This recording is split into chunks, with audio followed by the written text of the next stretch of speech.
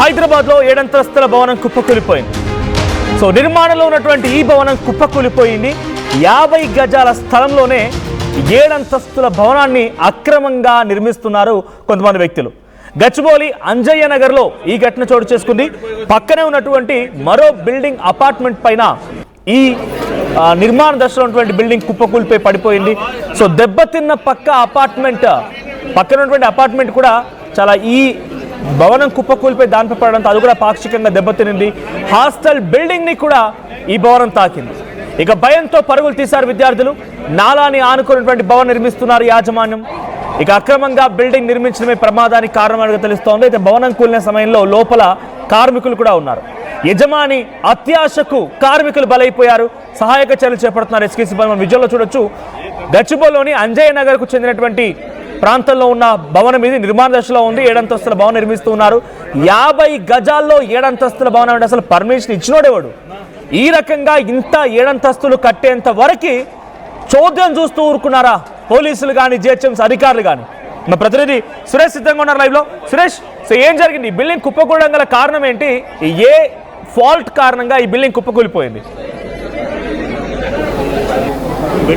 So thank you. మనం చూస్తున్నా కదా వెనకాల మాదాపూర్లోని అంజయ్ నగర్లో బిల్డింగ్ కూలి వెనక ఉన్న బిల్డింగ్ మీద పడింది. సో ఇప్పుడే ఒక మృతదేహం కూడా పోలీసులు కానీ అటు డిఆర్ఎఫ్ ఫైర్ సిబ్బంది కూడా ఒక మృతదేహాన్ని తీస్తున్న విజువల్స్ కూడా చూడొచ్చు మనం. అసలు ఈ బిల్డింగ్ ఈ 2 గ్యాప్ల మధ్యలో ఉన్న బిల్డింగ్ కూలి వెనకాల ఉన్న ఈ అపార్ట్మెంట్ మీద పడింది.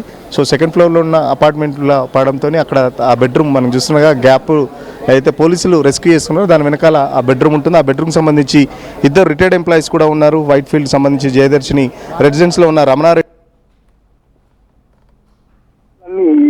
బిల్డింగ్ మెటీరియల్ అంతా మామూలుగా పడడంతో ఒక్కసారిగా వాళ్ళకి తీవ్ర గాయాలైన వెంటనే వాళ్ళని కూడా హాస్పిటల్ తీసుకెళ్ళడం జరిగింది. సో ఇప్పుడే ఒక మృతదేహాన్ని కూడా తీస్తున్న పరిస్థితి. అసలు నిజంగా బిల్డింగ్ కింద ఎంతమంది ఉన్నారనేది కూడా పోలీసులు ఫైర్ సిబ్బంది కనుక్కునే ప్రయత్నం చేస్తున్నారు. చూస్తున్నారు విజువల్స్ చూడొచ్చు. ఒక మృతదేహాన్ని ఇప్పుడే తీస్తున్నారు. సో నిజంగా కనుక ఇది ఒకవేళ కన్స్ట్రక్షన్లో ఉన్నప్పుడు ఎంతమంది ఉంటారనేది కూడా అంచనా వేయలేకపోతున్నారు. సో చూస్తున్నారు కదా, ఒక డెడ్ బాడీని కూడా ఇప్పుడే రెస్క్యూ చేస్తున్న పరిస్థితి. డెడ్ బాడీని కూడా చాలా తీవ్రంగా రెస్క్యూ చేసిన తర్వాత చాలా వరకు కటింగ్ చేశారు. సో కటింగ్ చేసిన తర్వాత తీస్తున్న పరిస్థితి. ఈ బిల్డింగ్ వెనకాలనే ఇదంతా ఓపెన్ ల్యాండ్, ఇక్కడ పిల్లలు ఆడుకుంటారు అని చెప్పేసి కూడా చెప్తున్న పరిస్థితి. ఈ ఓపెన్ ఏదైతే బిల్డింగ్ మీద పడిందో రెసిడెన్సీకి సంబంధించి జయదర్శన్ రెసిడెన్సీకి సంబంధించి ఇదంతా బ్యాక్ సైడ్ ఏరియా. సో ఇదే టైం అయితే ఇది మధ్యాహ్నం టైంలో పడింది, కానీ సాయంత్రం టైంలో పడితే మాత్రం చాలా దారుణంగా ఉంటుంది. ఎందుకంటే పిల్లలంతా ఇక్కడే ఆడుకుంటుంటారని చెప్పేసి చెప్తున్న పరిస్థితి. ఇదంతా ప్లే ఏరియా, వీళ్ళకి బ్యాక్ సైడ్ అంతా ప్లే ఏరియా. మధ్యాహ్నం కాబట్టి చాలా పెద్ద నష్టం అయితే జరిగిందని చెప్పుకోవచ్చు. సో 50 గజాలలో అత్యాశకు పోయి నిజంగా అంటే అసలు పర్మిషన్ ఇచ్చిన వాళ్ళు ఎవరు? 50 గజాలు ఇంత పెద్ద బిల్డింగ్ 7 అంతస్తులు కట్టేంత వరకు అధికారులు ఎందుకు అలసత్వం చూశారు? సో కట్టేటప్పుడే ఫస్ట్ ఫ్లోర్ సెకండ్ ఫ్లోర్ కట్టేటప్పుడే అధికారులు రావాలి. దానికి సంబంధించి ఈ బ్యాక్ సైడ్ చుట్టుపక్కల ఉన్న అపార్ట్మెంట్ వాళ్ళు కూడా చాలా వరకు కంప్లైంట్ చేశారని చెప్పేసి కూడా మనకు ఆ స్థానికులు అయితే చెప్తున్నారు. చాలా వరకు మేము కంప్లైంట్ చేసాం, మొత్తుకున్నాం, అసలు 50 గజాల్లో 7 అంతస్తుల బిల్డింగ్ ఏంటని చెప్పేసి చాలా వరకు కూడా మేము ప్రశ్నించాము. బట్ బిల్డరు ఇష్టారాజ్యంగా కట్టాడు. సో చూస్తే ఇప్పుడు దాన్ని అనుభవిస్తున్న పరిస్థితి వరకు దారుణంగా ఉంది పరిస్థితి. రెండో బాడీ కూడా తీశారు. సో చూస్తున్నా కదా, ఇప్పటికీ 2 బాడీలు అయితే మనకు కనబడుతున్నాయి. ఒక బాడీ ఇటు స్ట్రెచర్ మీద పెడుతున్నారు, ఇంకో బాడీ కూడా అటు ఇంకో స్ట్రెచర్ మీద పెట్టే ప్రయత్నం చేస్తున్నారు పోలీసులు. సో శిథిలాల కింద వర్క్ నడుస్తుంది. సో వర్క్ నడిచేటప్పుడు ఎంతమంది ఉన్నారు, కార్మికులు ఎంతమంది ఉన్నారని కూడా వాళ్ళకు పోలీసులు కూడా అంచనా వేయలేకపోతున్నారు. సో ఇప్పటికైతే 2 మృతదేహాలు తీశారు. మరో పక్కన ఏదైతే ఆ బ్యాక్ సైడ్ ఉన్న బిల్డింగ్ మీద పడడంతో ఆ ఇంట్లో బెడ్రూమ్లో ఉంటున్న 2 ఇంట్లో ఉంటున్న వాళ్ళు కూడా రిటైర్డ్ ఎంప్లాయీస్ వాళ్ళు కూడా తీవ్ర గాయాలు కావడంతో వెంటనే పోలీసు అంబులెన్స్లో స్థానిక హాస్పిటల్ కూడా పంపించడం జరిగింది. సో ఇంకా శిథిలాల కింద ఎంతమంది ఉంటారనేది కూడా పోలీసులు రెస్క్యూ చేసే ప్రయత్నం చేస్తున్నారు. సో ఇప్పటికైతే 2 మృతదేహాలు లభ్యమై బిల్డర్ అయితే ఇప్పటి వరకు అందుబాటులో లేడు. సో ప్రభుత్వం ఏం చేస్తుందని చెప్పేసి కాలనీవాసులు కూడా ప్రశ్నిస్తున్న పరిస్థితి. సో జిహెచ్ఎంసీ ఏం చేస్తుంది? ఇంత పర్మిషన్ ఎవరికి ఇచ్చారు? అసలు పర్మిషన్ ఎవరు ఇచ్చారు? ఇంత పర్మిషన్ ఎట్లా కట్టారు? 7 అంతస్తులు అద్దు 50 గజాలలో కట్టడం ఏంటి? అసలు దాన్ని ఎట్లా కట్టారు? దానికి సంబంధించి పర్మిషన్స్ ఎట్లా వచ్చాయి? ఫ్లోర్లు వేసేంత వరకు అధికారులు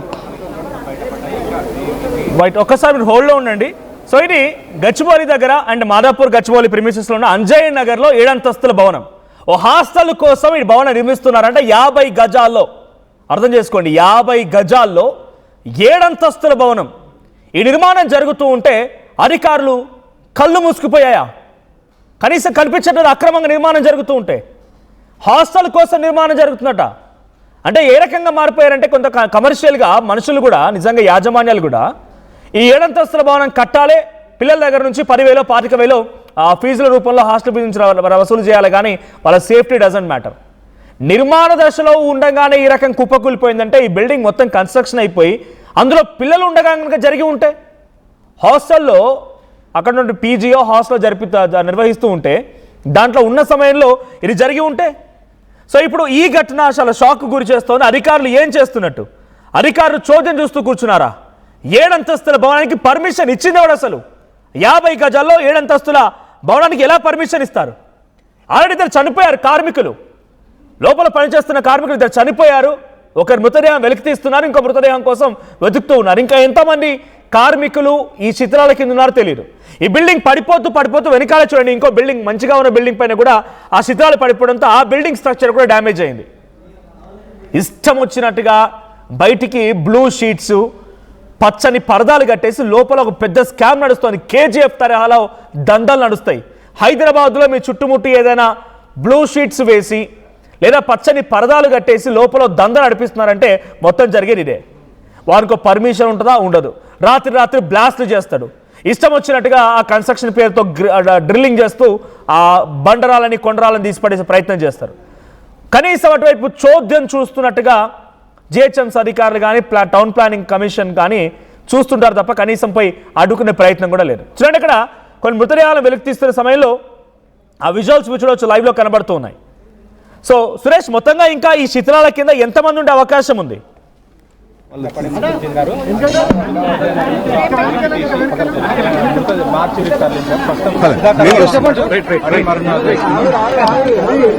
సో ఫైర్ ఆఫీసర్ మాట్లాడుతున్నారు, లైవ్ లో తీసుకోండి.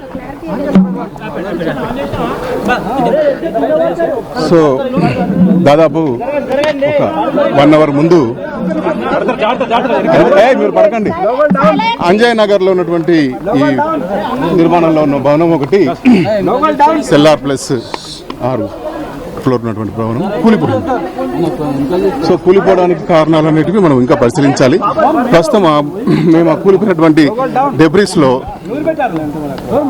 ఫైర్ సర్వీస్ సిబ్బంది, ఎస్డిఆర్ఎఫ్ తెలంగాణ ఫైర్ సర్వీస్ సిబ్బంది మొత్తం కలిసి ఆ విక్టిమ్ లొకేషన్ సిస్టమ్ అనే దాన్ని ఉపయోగించి దాంట్లో పరిశీలించినప్పుడు 2 డెడ్ బాడీస్ మాకు కనబడ్డాయి. 2 డెడ్ బాడీస్ రికవర్ చేస్తాం, పోలీస్కి హ్యాండ్ ఓవర్ చేస్తాం. ప్రస్తుతం ఇంకా ఏమైనా ఉన్నారో మళ్ళీ ఇంకా వెతుకులాడడానికి కొనసాగుతుంది. అసలు బయటపడ్డ కార్మికులు కానీ ఓనర్ కానీ ఇక్కడ ఎవరు లేరు. సో మాకు చుట్టుపక్కల వాళ్ళు చెప్పిన దాని ప్రకారం 2 వెళ్ళారు సార్ అన్నారు. ఆ 2 అయితే మనకు దొరికారు. దాంట్లో ఒకతనైతే ఎలక్ట్రీషియన్ లా ఉన్నాడు. అతని జేబులో అన్ని కరెంట్ సంబంధించినటువంటి ఎక్విప్మెంట్స్, వైర్లు ఉన్నాయి కాబట్టి మేము అనుకుంటున్నాం అతను ఎలక్ట్రీషియన్ అని. ఇంకొక పర్సన్ కూడా రికవర్ చేసి